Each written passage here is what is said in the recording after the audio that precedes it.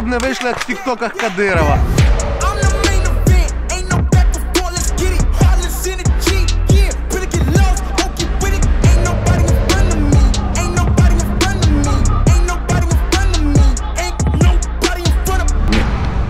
Реп, металіка, анархія. Що тут несеться? Несеться пиздець. Все за статутом, так? А? Да? Все за статутом, так? Да, Форма не статутна, так що не переймай. А до речі, бачиш, це в підрозділі мультикам модний. Це чому? Мені піксель подобається. Я б хотів би навіть в пікселі ходити. Подобається піксель? Да. Ну, типу, крой в нього хороший, матеріал можна купити в нормальному матеріалі. А, наприклад, там тримати праву руку на лівій за спиною, чи ліву на правій? Як правильно? Ти говориш про англосаксонський строєвий статут. Maybe. От, а в Збройних силах це більш пруська школа. Тому що в російській імперії була пруська школа, яка перекочувала в радянську армію, і ця, в свою чергу, перекочувала в українську строєвий статут. Яніна назвала мене вікінгом, але вікінги це ж... Це воїни, ні? Вікінг – це означає слово щось типу мародьор, вбивця, пірат. Ну, така, комусь може подобається бути піратами. А тобі які порівняння взагалі подобаються? Мене? Так. Хотів би бути кавалеристом армії Наполеона. Чому? Найулюбленіший період наполеонівські війни. Найбільш такі романтичні. Відвага, чудова форма, перша побудова національної так само держави, і взагалі побудова націй.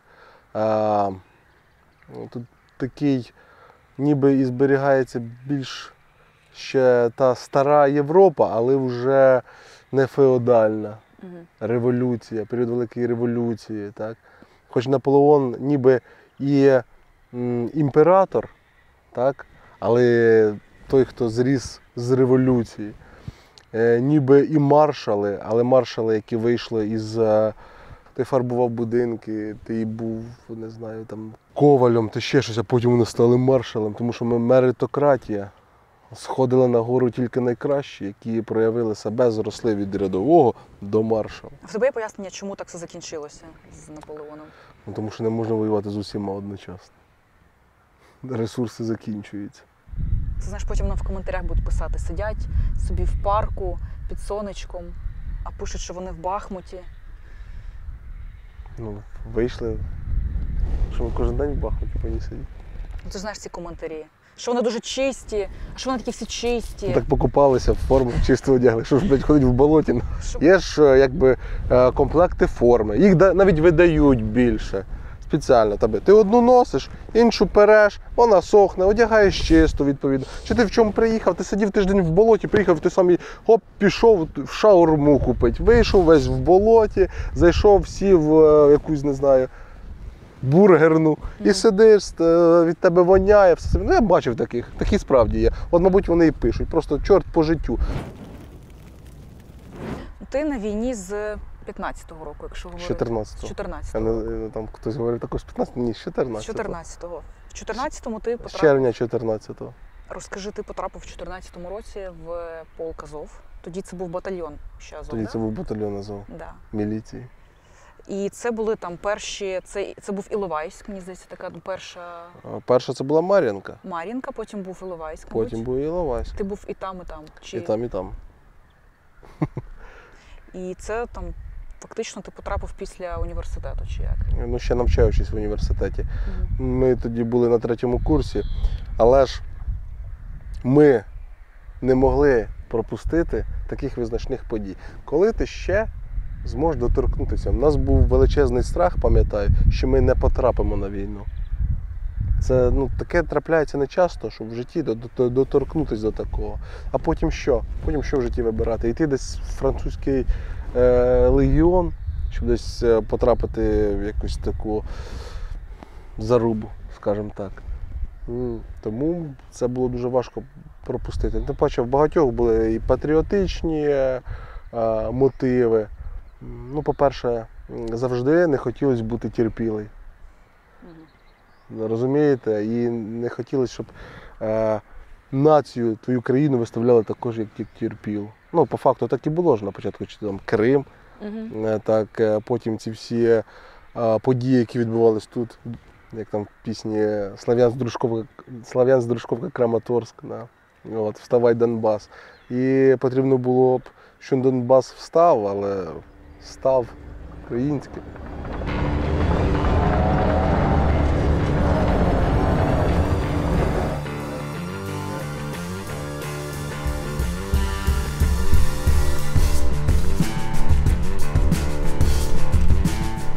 Командний пункт батальйону, 400 метрів від противника. Нормально, 200. нормально. 200. 200 метрів 200. противника. Ти на водокачці? Хто целиться? Це наш безпілотник.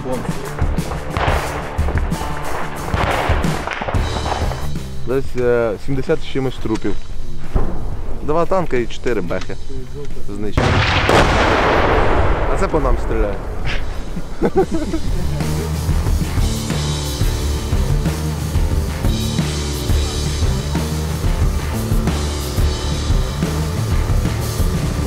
Зачистка, це охуєнно.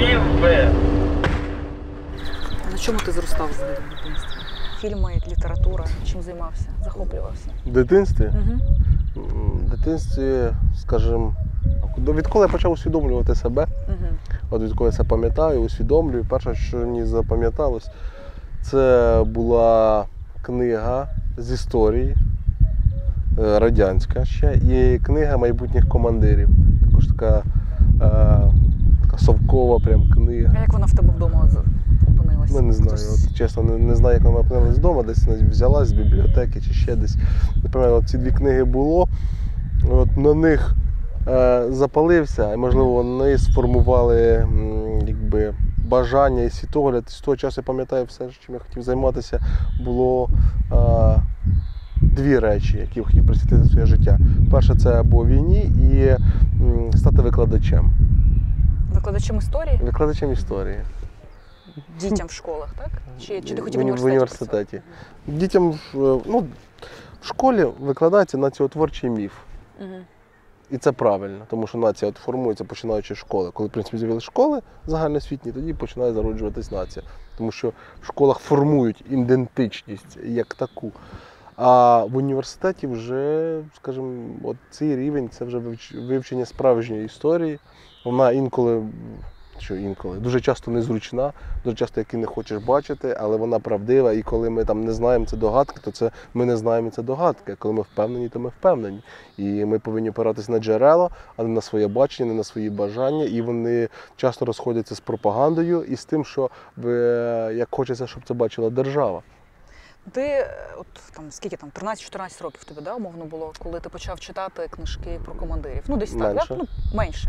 Да, це буде десь років 10. Ну, 10. В 10 років ти точно не міг собі уявити, що ти там, ну, можеш потрапити на реальну війну, тому що там ті часи, в принципі, ніхто не міг уявити. Да, тому... Більшість, що ти більше в 10 років. Тому ми думали не про реальну, коли там стали старші, ми думали не про реальну війну, ми думали про службу в якихось спецпідрозділах, які можна буде поучаствувати в справжній перестрілці. Я прийшов на нормальну перестрілку. Або податись десь до французького легіону, чи ще службу в якійсь країні, яка приймає участь у бойових діях. Ну, просто тоді французький легіон був так на слуху у всіх. Да, найбільш, да. Тому воно було так. Тому там, де приймати участь в реальній перестрілці. Тому що війна тільки може, скажімо, тебе перевірити, показати, хто ти є, так само, як тільки війна може перевірити державу. Оці от найважчі, найтяжчі періоди держава може показати, хто вона є, на що вона здатна і до чого вона готова. Чи це є там fail state, да? Чи це держава, яка відбудеться, яка зможе це перерости, яка зможе це винести і ким вона вийде після цього. І так само, як і особистість. Ну, ми не будемо, звісно, сходити до того, як говорив Гумільов, да, що держава як кожна людина, зароджується, в неї є період розкиду і занепаду. Але от так само, як і в долі людини, людина в період війни покаже, хто вона є. В моменти найтяжчого, в моменти, коли треба сконцентрувати всі свої сили, ресурси, встати, піти далі, дати бій, перемогти чи зазнати поразки і впасти. Ну так відповідно і держава. Ну, Це ініціація показує. йде там просто героя. Да. Як там в будь-якому міфі може Ну, бути от такі- зростання героя. Але в тебе родина була військова чи не була військова? Звідки це Ну, могло в тебе, в принципі, там Не, зародитися? не була народитися? родина військова. Абсолютно. Тобто це Абсолютно. просто в тебе Це ще були хороші фільми, коли Голлівуд вмів знімати фільми. які фільми? Це були фільми з Мелом Гібсоном, такі як «Патріот», «Хоробре серце», «Ми були солдати». Я пам'ятаю, що коли я їздила в Карабах, і для мене там тоді, це був там 2 роки тому, в нас була така затяжна фаза війни. І мені було дуже дивно, коли там мама, проводжаючи свого там 20-річного сина на війну, говорила, що сини народжуються для війни, сини народжуються для землі, і це нормально, якщо він загине. Ніхто не народжений для війни. Всі, це все вибір, це все виховання. Є, говорити по-дурному, що генетика не грає. Ні, генетика грає дуже багато чого. І хтось народжений схильністю до. Але той, хто народжений схильністю до, може не стати. Багато ж було всяких берсерків в цивільному житті. А коли дійшло до війни, вони виявили, що вони воюють з клубнікою в Польщі. Ти засуджуєш, в тебе є такі, ти засуджуєш людей, які, наприклад, сидять в мирних містах, кажуть, що я піду пізніше, зараз я допомагаю державі на економічному фронті. Я нікого не засуджую, але коли потрібно воювати, значить потрібно воювати. Потрібно воювати всім. Ні, не всім. Потрібно воювати тому, кому потрібно воювати. Тобі, якщо ти, до прикладу, науковець, який розробляє зброю, то ти розробляєш зброю, ось цей фронт. Якщо ти це ж не можна порівняти. Якщо ти чиновник, який голова райадміністрації, до прикладу, і ти виконуєш на своєму місці роботу, то ти воюєш на рівні чиновника райадміністрації, тобто виконуєш цю свою функцію. А якщо ти просто не пішов на війну і придумав свою причину по якісь економічні фронти, це ж зовсім інше. Ми зараз сказати, всі повинні воювати, це ж не так. Ми ж не можемо за всіх рівняти. Це в кожного, це дуже індивідуально. Насправді, я не можу сказати, що всі повинні піти. Тому що якщо всі підуть, але якщо тебе не потрібно переховуватись від повісток. Якщо ти відчуваєш, що ти більше корисний там, значить ти повинен йти на фронт. Тобто йти добровольцем записуватися. І чим більше добровольців буде, тим краще. Тому що мотивовані люди краще, ніж люди, яких туди заганяють. Це само собою зрозуміло. Але всі не підуть, всіх не візьмуть, всі, хто хоче, мають.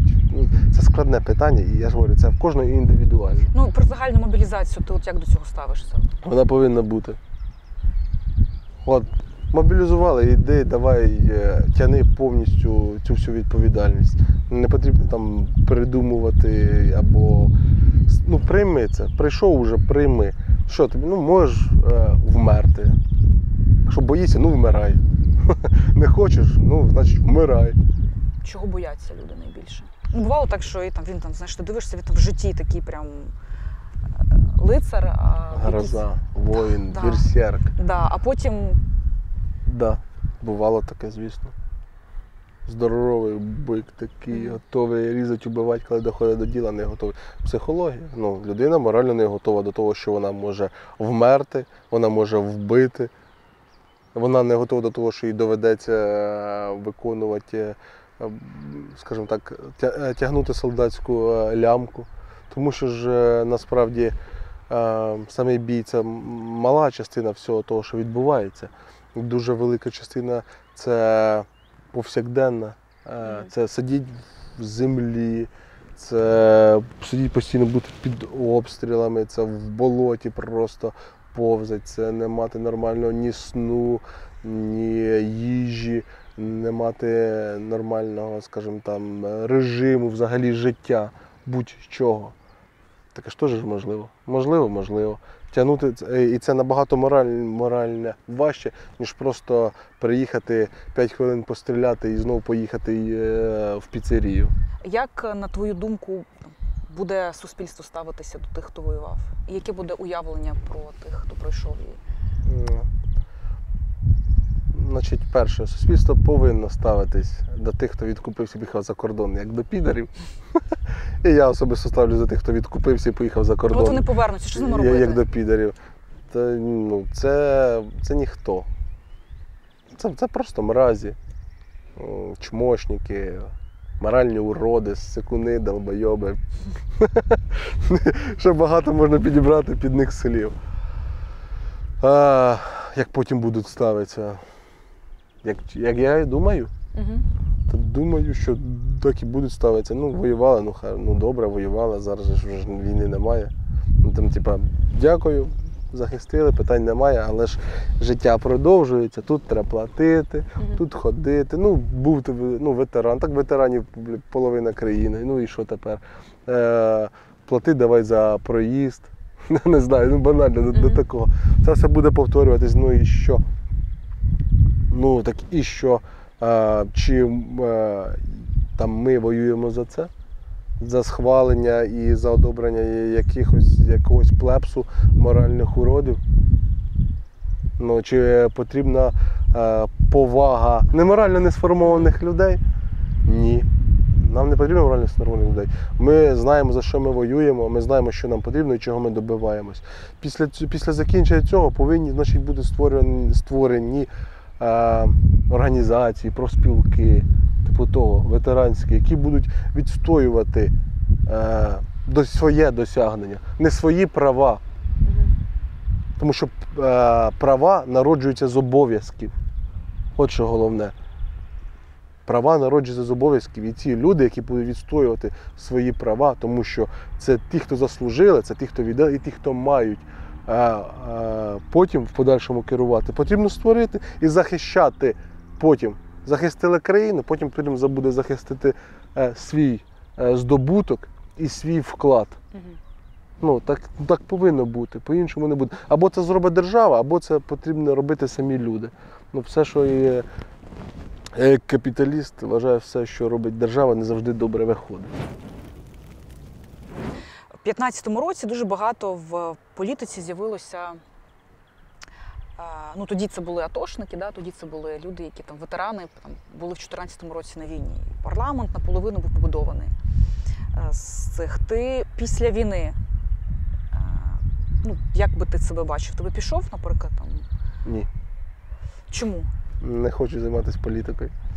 Тобто ти не хочеш брати відповідальність? Політика, це ж, в нашому сприйнятті це зовсім така викривлена реальність, тому що в нас останні роки така політика, і десятки років, розумієш? Але якщо брати це як побудову якогось сталої системи, до речі, якої, як би це має бути демократія, автократія, націократія? Лише демократія. Демократія. Просто у нас скривлене уявлення про демократію. От в нас в Україні, у нас уявлення про демократію, воно викривлене. У нас демократія асоціюється як не з Порошенком. Так що з того. Ти зараз про особистості. Ми говоримо про політичний устрій. Так я ж говорю, що для тебе демократія – це що? Цивільні права. Для мене демократія – це така класична США. Це роки республіканців-президентів, так? Це не обов'язково ж республіканці. Яка доба, які є роки для тебе? Класичні золоті роки Сполучених Штатів? Я вважаю, це друга половина ХХ століття. Це умовний Рейган, так? Умовний Рейган. Окей. А ким в Україні? Ти думаєш, в Україні можливий такий лідер? Такого рівня? Можливий. Чому не можливий? Він має бути вихідцем з військових? Ні, не обов'язково. Не обов'язково військовий. І не завжди військові це добре при владі. Ну, але приїде там, як за тим словом, якийсь там підар, розумієш, за кордону, каже, я буду балотуватися у вас. Типу йому кажуть, слухай, ну ти ж не був на війні. Ні, ну ви не розумієте. Я типу навчався там в купі університетів, я приїхав умненький, красивенький і буду зараз правити. Ну, то ні, в нього він не причина чому йому, тому що йому нема довіри. А в політика довіра це ж один з основних капіталів. Ну, от в чому? Йому вже не буде довіри, йому на ньому буде дивитися, як не на такого. Нехай він буде навіть кращий, нехай він буде розумніший, нехай він буде освіченіший, нехай він буде хорошою людиною навіть. Ніхто ж не сперечається, що це може так бути. Але ставлення до нього вже буде, ну, розумієш, друже, ти ж якби, що ти заплатив для цієї держави, щоб тепер бути там на рівні з нами, або там вести нас, або захищати наші проекти, нас не розумієш. Ти не розумієш нас, ти не розумієш нашу країну, ти не був тут, ти не переніс це. Ти не розумієш навіть не то, що там військових, тих, хто воював, ти не розумієш навіть просто звичайне населення країни. Тому що ти не був в цей момент тут і не бачив, як це все сприймалося. Для тебе це щось далеке. Ну ти все одно от вважаєш, там демократія, чи потрібна буде після війни Україна демократія, чи там частково це там має бути елементи там, авторитаризму, щоб побудувати країну? Різні періоди в житті країни потребують різних підходів. А військові чи армія, я думаю, що вони не мають цього робити. Але інколи стається так, що армія бере на себе роль порятунку країни, сформує тимчасовий перехідний уряд, наводить порядок і передає його. Ну, військовий переворот, який пережила більшість країн, не будемо. Да, інколи таке буває, коли військові в тих чи інших країнах приходять до влади, да, і беруть переворот, Альєнде відстрілюється в себе в президентському палаці і тому подібне. Потім настають зміни, чекаські хлопчики приїжджають і все інше. Бувають такі моменти, але потрібно обходитись без цього. Не потрібно військових, армію втягувати в політику. Ну добре, Ізраїль. Приклад Ізраїлю. Приклад Ізраїлю там інший. Перший там прем'єр-міністр взагалі брав участь в операціях за межами країни, суперечливих. Так, що він був в серії Маткалі. Це зрозуміло. І теперішній прем'єр-міністр, і попередній прем'єр-міністр, а теперішній попередній прем'єр-міністр. Ну, в них, вся історія. Тобто, так це нормально для воюючої країни, але вони йдуть з військових в політику. Ну, тому що вони воююча країна. Чи не думаєш ти, що ми теж будемо... Тут інша справа. Давай. Тут не військові прийшли до влади, а військові пішли в політику. Як особистості. Я не кажу про військову хунту. Ні, я не кажу про військову хунту, яку зараз всі там бояться з якихось там років. Да? Я не кажу про це. Так нехай йдуть, тільки за. Я тільки за, щоб військові йшли в політику і ставали політиками. Але я проти військового перевороту. Якщо там про Ізраїль допитати, тобі точніше так не здається, що ми можемо стати там, щось на кшталт Ізраїлю, тому що ми будемо в постійному процесі, в постійних війнах. Чи ти віриш дійсно, що там за умови перемоги України на цьому все закінчиться? Чи маєш такого сусіда, це буде постійна історія? Не в тому питання, що означає перемога для України? Якщо перемога означає виход на кордон 91-го? Це ж може не закінчити війну. Ну, я про це кажу, да. Тобто ми вийдемо на кордон 91-го, буде передишка якась. Сказано, Україна вступить в НАТО, коли вийде на кордони, да? Там закінчить війну, ще щось. Є такі думки, говорять таке. Так це ж може не закінчити війну. Тим більше це спонукає Росію не закінчувати війну. Вони навіть можуть вийти на кордони 91-го року, а війна може продовжуватися з нанесенням ракетних ударів, сутичками на кордоні.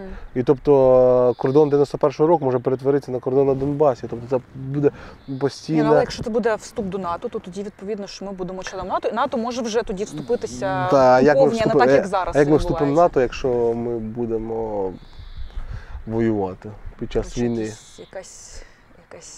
Росія може робити ж протидіяти цьому всіма засобами. Це, до речі, теж ти вважаєш, як має йти інформаційна політика. Ми зараз про все загалом говоримо. Чи потрібно людям говорити там, ми переможемо, 2-3 тижні, ми переможемо? Чи потрібно людей повністю окунати Я, от весь цей я думаю, п'єц? що повинен бути казати, як що- Черчилль. Готувати до поту, крові, сліз. Ну, в нього там була одна така промова, Ну, відома всім. А, добре, але нехай буде одна. Я просто говорю, що як транслювати. Ну, пропаганда завжди буде говорити, що ми переможемо, ми перемагаємо, ми вбили сотні тисяч будь-якої країни. бо це- це інформаційна да. пропаганда, це Це наука. інформаційна пропаганда, і вона так повинна працювати. Мені це не подобається. Вона так повинна працювати, вона так повинна А ти працювати. би хотів, щоб казали там, це знаєш, це все одно, що я в тебе спитаю, там, чи скажеш ти солдату, рекруту, який до тебе приходить, скажеш, ну окей, привіт, ти завтра можеш померти. Ти так говориш, чи Да. ти? Ти одразу кажеш, що ви прийшли на війну, і ви Сержант можете. батальйону говорить їм це. Так. Правду. І яка реакція? Ну, це правда. Ну, да, це може бути. Це ж потрібно розуміти. Потрібно прийняти це і пережити, і далі боротися. Все одно все залежить від нас. Така різниця, що б нам не говорили, як би це не приукрашувало, але все одно буде все залежати від того, що зробимо ми. І наші слова не змінять об'єктивність. Це не ефект спостерігача у фізиці. Може, треба Фотони літають. готувати поступово, знаєш, як типу їсти там слона, там різати там, шматочками. Бо не говорити одразу, що все, Не говорити. а казати, Я ж говорю, це діло пропаганди. Мені це не подобається, але чи потрібно це робити? Потрібно, тому що неокрепші уми в більшості населення до цього не готові. Проблема в тому, чому взагалі політика так гарно працює і всякі там негідники приходять до влади, тому що люди люблять казки. вони кажуть те, що хочуть почути. Да. І людям потрібно говорити те, що вони хочуть почути. І от в чому проблема. Людям потрібно говорити, що ми переможемо, і це станеться скоро, і ви будете процвітати, і все залишиться добре. Але ж це все буде і можливо, і не скоро, і важко, і можливо довго, і можливо і ви будете жертвувати, і можливо навіть всім, і собою, і більше. І це може бути. Але коли ти до цього психологічно готовий, ти ж не чекаєш Діда Мороза. Галка, нічого нема? Кирило, не таке пропустив. Ні, скинь йому відео, це реально охуєнне відео. Я скину потом, если выживу. Ні, скинь зараз, бо ти може не Да вижити. як я? Тупо підери бігають 200 метрів, повний рост, блядь, хуярим, А піздець. ми з Брауні нахуярим. З Браунінга, з калашей, блядь. Комбат Да, лично блядь. хуярив. О, Вступай до нормально. наших Нормально. Ёбана хуя. Має бути реклама про рекрутинг. Якщо без жартів, то чому треба йти в цей підрозділ? Давай так. Чому ти це підрозділ? Тому що тут досвідчені командири, починаючи з ланок, командир відділення, взводу, роти, батальйону і вище. Відношення до людей, відповідно. Тобто людей тут не жаліють, а людей тут бережуть. А прикладами можеш сказати, що значить людей цінують? От конкретно. Бо так всі кажуть, знаєш. Да? Ну, до прикладу, перше, це завдання. Нас там отримуємо завдання. Відповідно, треба час на його планування, потім час на тренування, тобто підготовку, час на доведення задач. Там виділяємо певний проміжок часу на розробку свого плану, потім час на розробку і підготовку нижчестоящого підрозділу, забезпечення їх до бою, відповідно, всебічне забезпечення, проведення аналізу, розвідки, штабна гра відбувається. Потім тренуємо під конкретне завдання, під конкретну місцевість, задіяння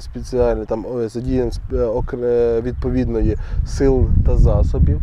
І його проводимо. Також враховуємо, що людей, Тобто треба виділено скільки-то нанести вогневе ураження, тут наноситься вогнева підтримка, має бути такою відповідністю, щоб це було реально виконати завдання. Кожен боєць знає, де він їде, де він спішується, де він рубіж переходу в атаку, його завдання, його маневр і відповідність. А не просто приїхали, вигрузили, все, сусід зліва, сусід справа, не зрозуміло, хто, яка відстань до противника, орієнтири не ясно, все, сидіть, воюйте. Задіювати Браунінг? Так. Тільки економте боєкомплект. Перевернуті позиції, хто бачить противника, має візуальний показ, а одразу стріляє. Економлять. Ні, це стрілкотня там, це мої. Звісно, є інші випадки. Це коли там зустрічний бій, ще щось типу того. Але до цього всього також потрібно готуватись і потрібно розуміти, що є моменти зустрічного бою, є моменти, там, коли потрібно знаходитися в резерві і потрібно там закривати прорив. Це, звісно, інше. Але коли є час на підготовку, розроблення того чи іншого наступальних дій, то відповідно він є. Наскільки часто бувало так, що там були операції, які ти особисто, ну те, щоб там відмінив, але попросив там переробити, більше спланувати, подумати для того, щоб були менші втрати, У у нас більші, старшого начальника звісно. чи, Ну я так розумію, чи що у так. підлеглих? В підлеглих. Підлеглих ж теж приходять. Тоді давай так. До мене звертаються. Якщо підлеглі, чи часто буває так, що підлеглі, ти приходиш з задачею, яка була тобі там видана, наприклад, на штабі, ти приходиш, пояснюєш, і підлеглі тобі правильно. кажуть, що Є ж ініціатива молодших Да. командирів. ти слухаєш Є- їх. Абсолютно. Наскільки ти дослухаєшся до цих? Так перевага будується наша на тому, на ініціативності молодшого командного складу. Вона повинна бути. Їм це виконувати, вони більше знають, вони краще розуміються, вони бачать як. Вони приходять і говорять, тут не можемо, тут не відповідає дійсності, це насправді, а потім рекогносцировку проводиш, на місцевості це не так. Ну, не так, то аргументи є. Якщо є аргументи, то відразу відміняємо, переносимо. Я так само йду до командира далі і довожимо аргументи, чому тут ні і чому тут ми не можемо. І я навіть більше скажу, що десь 50% всіх тих планів, які ми розробляємо, які хочемо провести, десь 50% ми відміняємо або переносимо, тому що або на даний момент вони неможливі, або вони взагалі нереальні, або вони приведуть до великих втрат. Я ж говорю, ми людей не жаліти потрібно, а берегти, тому що таких людей, як в нас, ми не знайдемо ніде. Противник був відкинутий за допомогою стрілковки, за допомогою браунів Актуально, но не проверено. Это информация от злагодженої роботи піхоти разом з парою танків. предложения могли спокойно окупиться в первый же день. Строили туннели самые простые крестьяне. В течение года Ти коли їдеш в машині, зазвичай ти цей час використовуєш подумати чи там, не знаю, послухати музику, лекції, для чого? Я цей час використовую для того, щоб розважитись. А розважаюсь я, слухаючи лекційний матеріал, там, зазвичай якогось там історичного характеру, історично-військового, або про астрофізику. Що саме про астрофізику ти? Що саме? Що саме ти слухаєш і чим саме цікавишся? Про астрофізику, в принципі, про розуміння взагалі побудови Всесвіту. Ти дотримуєшся там теорії Великого вибуху? Ну, правильно, не вибуху, а інфляції, тому що це не вибух був, а інфляція, це розширення. Розширення Всесвіту. Ну, поки що воно є найбільш обґрунтованою. Окей, ти в Вальгалу віриш? Ні, не Вальгалу. Ні Вальгалу, ні в богів, ні в Бога. Але я не відкидаю, що Бог, можливо, існує. Ну, точно не такий.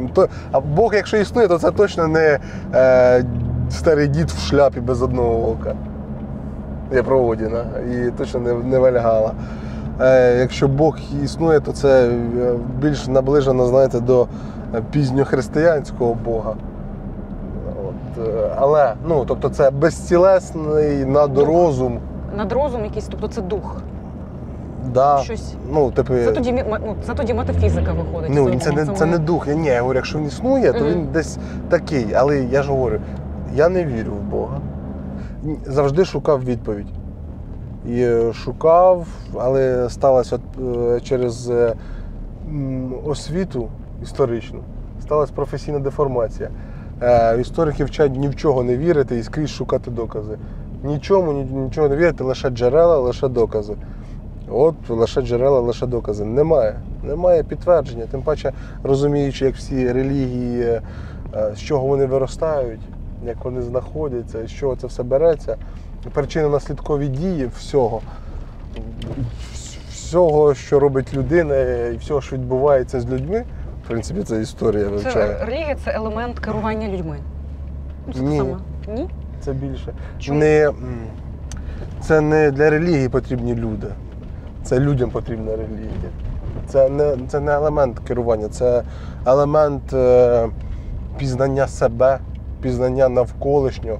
І це елемент того, що люди хочуть бачити, хочуть знати, як вони собі це уявляють. Це набагато більше. Це навіть тим, що люди живуть, заради чого живуть. Воюють. Заради Основа чого, похід, да, так. заради чого готові помирати, чим готові. Це набагато більше. Це дуже спрощений елемент керування. Ні. Це набагато більше і глибше. Минус, это далеко от А нас, я мы что не не так видим, сделал? не видим. А я что не так сделал? Одягнули цей шеврон. Христианин, да? Рон, прими еще Реально информацию. тільки що грязь так голос запачкал, и тільки хрестик остався. Я там чуть не уверовал, я так скажу. Не диктуй, Док щось смотри. погано сказав В про бой, сказав, направлении, ти щось пішов откуда нахуй. работает АГС, также слышно стрелковку. Я ще не до кінця вірю, але все одно йди нахуй. Или расстреливают. Якщо я що це поможе. Да, Паша, я його использую. За час повномасштабного вторгнення, яка була найбільш, на твою думку, зухвала операція, якою ти керував? Зухвала. Зухвала, дерзка. Рейд на Маріуполь. Рота. РТГР має пройти 130 кілометрів ворожою територією і вивезти звідти там 4000-й гарнізон. Що ми мали на своєму шляху пройти, оминути 3 БТГРи противника. Ми мали їхати на російській техніці або їх аналогах і видавати себе за Збройні Сили Російської Федерації. А форма? Максимально довго, як могли зайти. А в формі, був мультикам, і ми мали, якщо що, бути там на перших машинах, якщо ми чеченці. Я вважаю, що не круто бути берсерком. Мені це подобається, але це не круто. але не... Є ж об'єктивно, А ким круто тоді? об'єктивно оцінювати. Ким круто бути? Круто бути військовим. А військовий це означає, що все повинно бути прораховано, сплановано, підготовлено, тобто враховані ризики і створені умови, і тоді проводиться. На полі бою що найважче для солдата, тому що ти був з 14-го року і солдатом, пройшов різні рівні. Зараз командир. Що на кожному етапі найскладніше на полі бою? Для кого? Для солдата? От почнемо там, солдат, потім зараз ти вже командир батальйону. Для солдата, що найскладніше, невпевненість. Що відбувається зліва, справа і в тилу. Тобто нерозуміння, що може бути. Складно. Тобто, коли ти розумієш, сусід зліва, сусід справа, які там, задум на 2 рівня вище, хоча б ти більш впевнений в цьому. Які в тебе є засоби, хто тебе підтримує, що там створені умови. Тобто в тебе є впевненість. І також командир. Залежить від впевненості і віри в свого командира.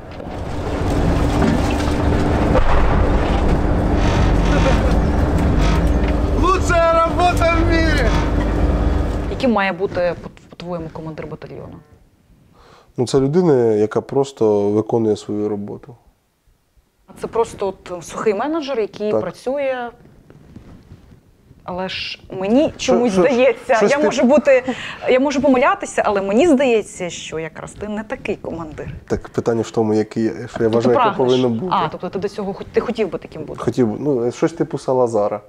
Викладач економіки в Португальському університеті, який потім став диктатором Португалії. Він був такий інтроверт, він не виступав, не появлявся, не було культу особистості, як він тоді популярний був серед фашистських країн, да, там, комуністичних. От просто людина, яка робила свою роботу. Тихенько, непомітно, не виступаючи, не показуючись. Чи не вважаєш ти, що все ж таки командир має бути харизматичним лідером більше на цій війні, ніж технократом? Ну, в цих умовах, в нинішній війні. Думаю, ти абсолютно права, але я все-таки хотів би, щоб були от технократами, менеджерами, які не є лідерами, не запальними. Ну, я так бачу, я так хочу. Але в таких умовах, мабуть, все-таки погоджуся з твоєю думкою. Ну, технократу, мабуть, тоді простіше, можу помилятися, простіше переживати втрати особового складу, ніж там. Та ні. Це залежить від людини. Це залежить від людини. Наскільки тобі важко це?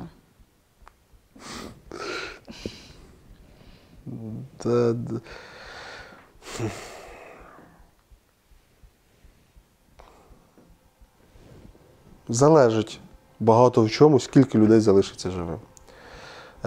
Приймається рішення, від якого залежить людське життя, а інколи і навіть спеціально командиру доводиться жертвувати якимись людьми. Але це точно не елемент для того, щоб обговорювати, і точно не елемент, щоб потім говорити, ой, як я там переймаюсь, я жалію, герої загинули. От я не люблю цього всього пафосу на похоронах, на розказнях. Ні. Але ці всі слова, це не фікція, вони пусті. Вони пусті, коли зникає людське життя. Це все просто слова. Але це правда життя. Від правди життя ми не втечемо. Тому я не хочу про це говорити, тому що це буде виглядати так, як якийсь спекулятивний політик над цим говорить. Я найбільше боюсь, що я буду таким от нещирим. І тому я не хочу займатися політикою, тому що в політиці доведеться брехати. Ким ти себе бачиш після війни в цивільному житті? Чи ти би не йшов в цивільне життя, продовжив би життя в армії? Не хотів би в цивільне життя. А чому? Тому що тут простіше. Взагалі-то, не скільки в армії простіше, як в армії під час війни. Тут взагалі життя дуже просте стає. Все зрозуміло. Є друзі, зрозуміло. Зрозуміло, хто є хто. Зрозуміло, хто на що здатен. Зрозуміло, на кого ти можеш опертися. І зрозуміло, що в тебе чекає завтра. Є ваша, називаємо так, дружина, яка живе спільною метою, спільним майбутнім, яка один одного підтримує, і ви разом рухаєтесь вперед. Ти вважаєш себе романтиком? Не можеш себе так назвати. Є щось ще таке, що ми не обговорили важливе? Я завжди питаю про це. Що ти би хотів, можливо, сказати? Важливе там для тебе. А я могла про це не спитати. Можливо, для мене? Угу. Та, в принципі, спитала. Хотів, щоб люди реально оцінювали стан речей, а не вірили в казки. І щоб вони були в душі завжди молодими, завжди романтиками. Щоб вірили в чудове, сприймали реальність і через призму реальності прагнули до високого.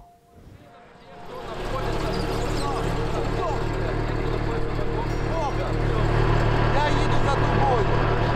Давай за ним.